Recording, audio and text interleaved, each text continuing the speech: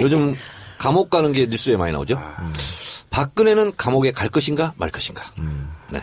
그렇습니다. 그거 아까 우리 일부에서 감옥을 예측했잖아요. 가기도 네. 굉장히 어렵습니다. 네. 감옥도 하는 절차가 있습니다. 그래서 감옥 가는 절차와 감옥 생활에 대해서 제가 브리핑을 해드리도록 하겠습니다. 입건이 돼야 됩니다. 입건이 되면 피의자로 수사를 받습니다. 경찰 수사 단계를 거쳐서 경찰 수사 담당관이 검찰에 송치를 합니다. 그래서 불기소냐, 기소냐, 구속이냐, 불구속이냐 의견을 냅니다. 그런데 이런 절차를 거치지 않고 검찰에서 바로 수사를 하는 경우도 있죠. 그래서 대체적인 사건은 경찰에서 1단계 수사를 거치고 그다음에 검찰로 넘어가는데 중요 사건 같은 경우는 검찰이 직접 나서죠.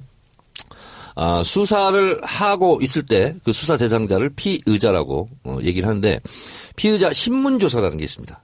지금 이 순간 박근혜 전 대통령이 검찰 수사를 서울중앙지검 1001호에서 받고 있는데 지금 피의자 신문조사입니다. 네, 그걸 받고 있습니다. 신문조사를 받으면 이제 나중에는 본인이 서명 날인을 합니다. 자기가 진술한 거에 대해서.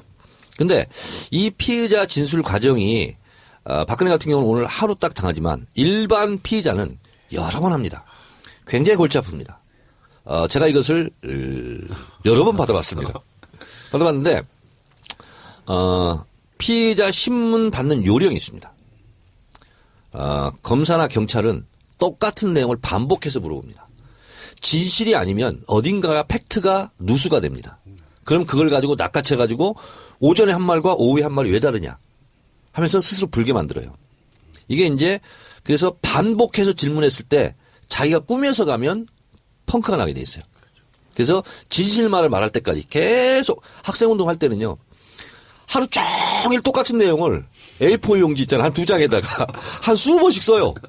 그러면 틀릴 수 있잖아 이거. 그래서 이건 이제 수사받는 요령입니다. 여러분 피의자로서 수사받을 때 이 부분에 유념해 주시면 되겠습니다. 자 그리고 또 하나는 뭐냐면 공범관계가 있을 때는 죄수의 딜레마. 동시에 부를 수 있고 따로 시간차로 부를 수 있는데 공범관계면 나랑 공범관계 저 친구가 뭐라고 부르지? 궁금하잖아요.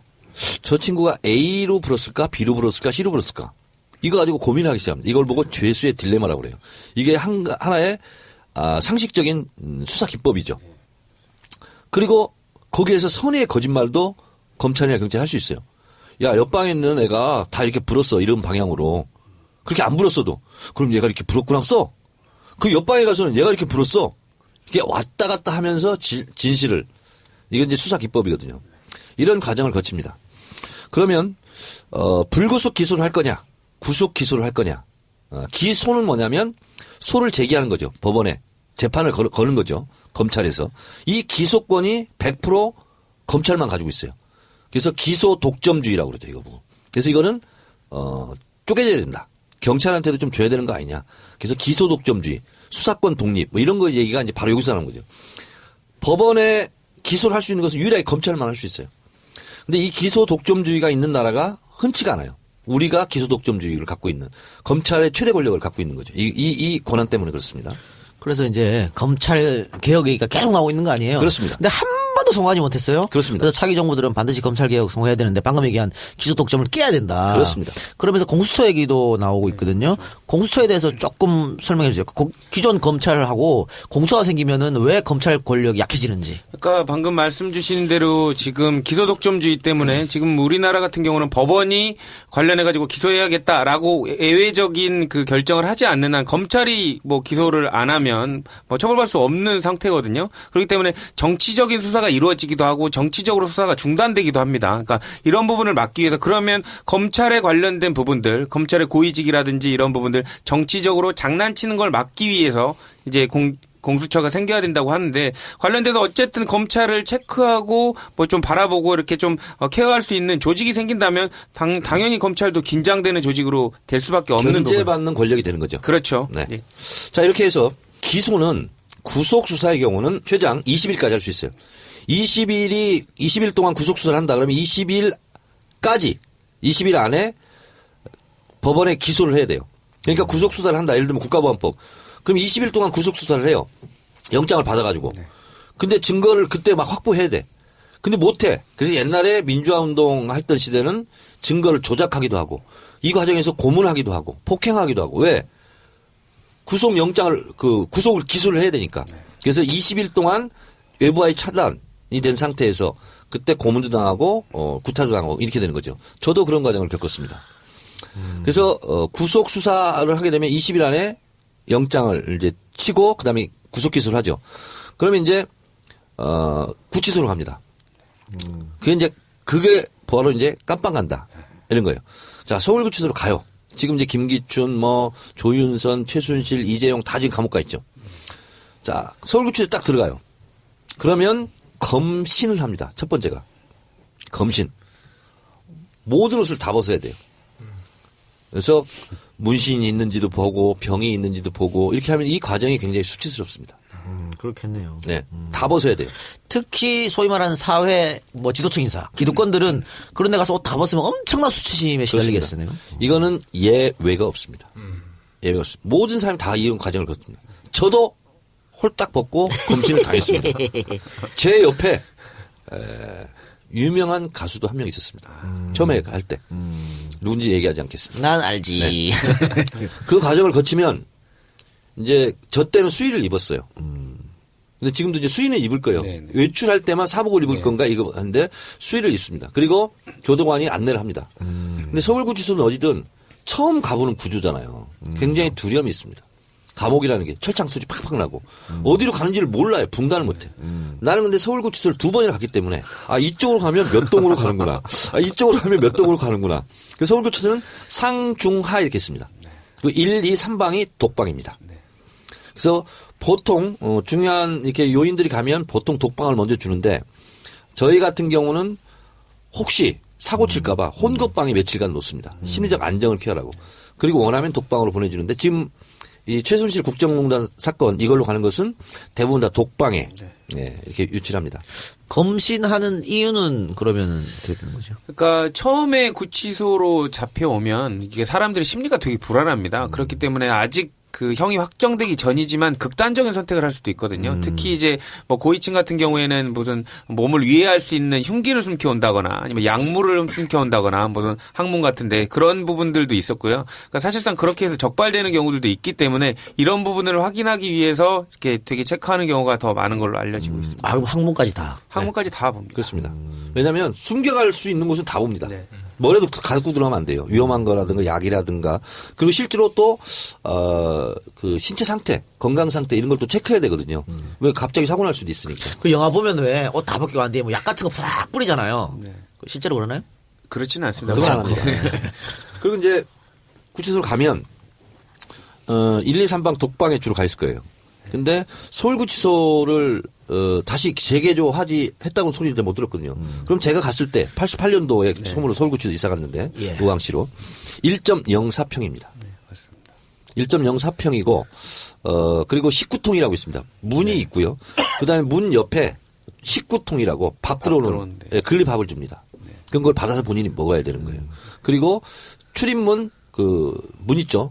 그 뒤쪽에 화장실이 이렇게 있습니다. 화장실이 있는데 혼것방 4방부터 이제 혼것방이죠. 15방인가 6방까지 있는데 거기는 화장실이 아크릴로 투명 아크릴로 보이게 안에서 보이게 화장실 일 보는 걸. 근데 독방은 그게 안 돼 있습니다. 그래서 그냥 앉아 있어야 돼요. 앉아 있으면 교도관들이 다니면서 봅니다. 그러니까 거기는 따로 이렇게 화장실이 없어요. 그 한쪽으로 물 나오는 데 있고 수돗물 있고 그다음에 무릎 정도 되는 미닫이 문만 있어요. 그러면 거기서 앉아 있으면 눈도 마주치고 답니다. 그리고 실제로 일을 보면서 교도관하고 대화도 합니다. 눈도 요즘 잘 지내. 예, 잘 지내고 있어 이렇게. 그러면 박근혜 전 대통령 같은 경우에는 이제 구치소로 가면 독방으로 갈 거 아니에요. 그렇죠. 근데 박근혜가 그 화장실에 대해서 예민하지 않습니까? 네. 뭐 정상회담 하다가도 화장실 때문에 다시 호텔로 돌아가서 밀폐된 공간이 없습니다. 사진도 못 찍고. 서울구치소는. 그런데 그거 좀 애먹을 것 같은데 지금 이번에 조사 받을 때도 네. 그 공용 화장실 써야 된다고. 그렇죠. 지금 서울 그 10층 가면요. 검찰청 같은 경우는 화장실이 되게 좁습니다. 화장실이 있고 그 옆에 민원인 휴게실이라고 있는데 거기도 이제 소파 같은 게 되게 오래된 소파들 많이 있거든요. 까만색 소파인데 테이블도 그냥 뭐 식당 테이블 같은 게 있는데 아마 지금 전 대통령 조사한다고 해서 다 지금 가구까지 교체한 걸로 알려지고 있거든요.